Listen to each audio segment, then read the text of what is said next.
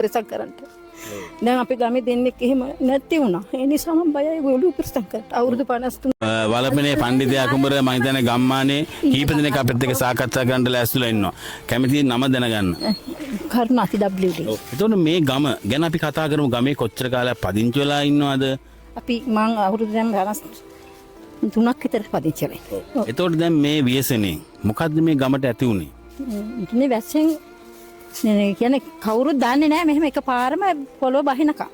එතකොට සමහර වෙලාවට දැන් මිනිස්සු දන්නේ නැහැ මේ ලංකාවේ මෙහෙම ගමක් තියෙනවද කියලා. ඔව් දන්නේ. ඉතින් മന്ത്രി නේද? ඉතින් ඒ ගම ගැන අපි ගම ගැන තව ටිකක් අපි විස්තර කියමුකෝ. ගම කියන්නේ මේ මෙහෙම පඬිතුක කුඹර කියලා. ඉතින් ඉස්සෙල්ලා කලින් ආයනවා කියලා තිබුණා. ඒ වුණාට ඒත් 86 අපි ඉස්කෝලේ හිටියා. ඉස්කෝලේ ගිහලා ඉඳලා ආපහු මේවට ආවා. ඒ ඇවිල්ලා තමයි මෙහෙම විසුණක් මේ ආයේ මේ අවුරුද්දේ පත් උනේ. එතකොට මේ වෙනුවට රජයේ සේවකයෝ නිලධාරීන් කී දිනක් වගේ ඇවිත් තියෙනවද ගමට? එහෙම ඉතින් කියන්න බෑ ග්‍රාමසේක දැනුවත් අපි නම් ඇවිල්ලා තියෙනවා. තව නිලධාරිය ආව කෙනා මම නම් දැක්කේ නෑ. ග්‍රාමසේක නම් මෙහෙම ඇවිල්ලා වට රවුමක් ඉතින් බලන්න ගියා. නායේ ගියුවා. හරියකට බලලා නැහැ. ඉතින් ඒ අත් ඉතින් වටේ ගිහින් යනවා. යටත් හදිසියට කියලා එයා යනවා. එතකොට අද මේක කොට්ටාවේ මාලපල්ල ශ්‍රී සුදර්ශනාරාමයේ පන්සලේ තමයි ලොකු හාමුදුරන් වහන්සේගේ හා අනිත් ස්වාමින් වහන්සේලාගේ දායක සභාවේ ගම්වාසීන් එකතු වෙලා තමයි මේ වගේ කවුරුත්ම නොයන තැනකට ඇවිල්ලා අපි මේ සහයෝගයක් දක්වන්න අපිට පුළුවන් විදියට. අපි ඒ ගැන කතා කරමු. ඒක ගමේ විදියට කොහොමද දකින්නේ? ගමේ විදියට ඉතින් අපි උසස් තත්ත්වයෙන් කියන්නේ මෙහෙම ගමට කවුරුත් ඇවිල්ලා නැහනේ. මෙහෙම බඩු දෙන්න දඩු දුන්නා කියලා ඉතින් කඳවුරට ඇවිල්ලා බඩු දීලා ගියා. මෙහෙම ඉතින් අපි ගෙවල් වල ඉන්න කට්ටියට එහෙම දීලා යන්න කිසිම දැනුවත් කරන්නේ අද තමයි අපිට මේ දෙනවා කියලා හාමුදුරු කිව්වේ.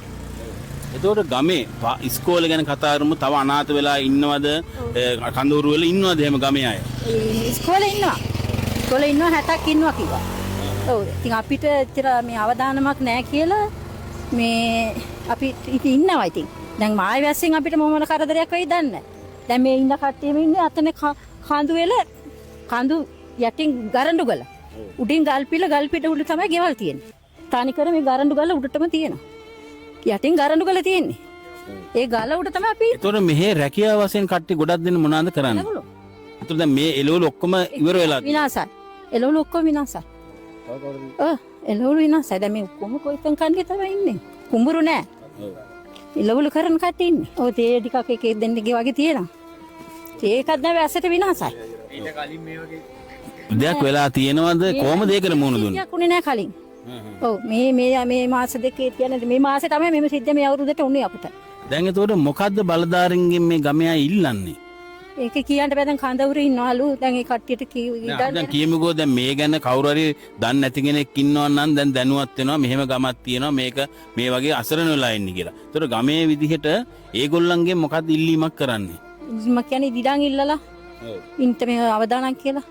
එතන මේ ඉඩම් දාලා යන්න කැමතිද? දාලා ඉතින් කොටසක් කැමති නෑ. ඔව්. ඒකින් ගොවිතැන් කරගන්න නෑනේ. දැන් අපි කියමු ව්‍යාපාරට ගිහිල්ලා පොඩි ගයක් හදාගෙන ගොවිතැන් කරගන්න තැනක් නෑනේ අපිට. දැන් මට ලෙඩු දෙන්නෙක් ඉන්නවා. එක්කෙනෙක් පිළිකාව. අනිත් ගෙදර එක්කිනා යන්න බෑ.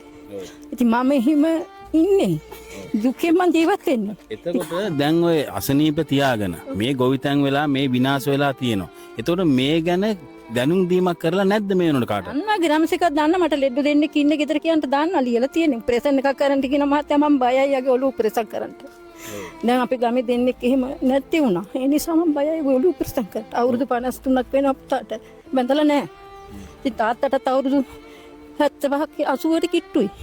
මේ වෙනකොට මම හිතන්නේ ළඟපාත 3ක් වෙන වයස. ළඟපාතේ දොර ස්පිරිතාලෙකුත් නැහැ. නැහැ. නුවරයන්ට ඕනේ නුවරේ ලියනවා එයා අරගෙන. දැන් මේ දවස්වල ලියන්න නැහැ මට. වාහන වැඩ කිරි නැහැ.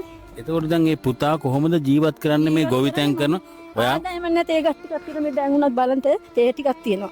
ඒකදලු ටික කඩාලා කාගේ හරි ඔය අදිස්සේ ළඟක වැඩ මට වැඩට යන්න බෑ. මාත් පෙසර්. කොටම තියෙන පෙසර් ගන්න තැන් ගන්න ඔක්කොම තියෙන මගේ ගාව. ඉතින් මම එහෙම තමයි ජීවත් වෙන්නේ. ඔය පුතා ඉඳලා හිටලා වැලි කන්දින්න යාලට කරදර. යා කියා කරේ වෙනම. ඔයදත් මට සල්ලි කියා දෙව්වක් මට තව ගන්න යන්න බැරි වුණා. දවරු 5 දෙනෙක් මට හිටියා 5 දෙනෙක් දෙන්නෙක් නායවල ඉන්න රත්නක පතේ හරස් දැද්දි. ඒ දෙන්නත් නායවලට අහුවෙලා ඉන්නේ ගිහිල්ලා. මේ දුවලා දෙන්න. මේ ලොකු පුතායි අනිත් පුතාට ඇස් දෙකම පේන්නේ වැලි කන්දින්න. ග්‍රාමරසික වැඩ කරුවාගේ ඇස් දෙකම පේන්නේ. තියාටත් එවන්ට විදියක් නැහැ. ලොකු පුතාගෙත් එක හැක් වෙල්ඩින් වැඩ කරනකොට සවුත් වෙලා. ඉතින් මම එහෙම ජීවත් වෙන මේ ගෙදර දෙවෙනි පුතා තියානේ එයා තමයි ලෙඩේ.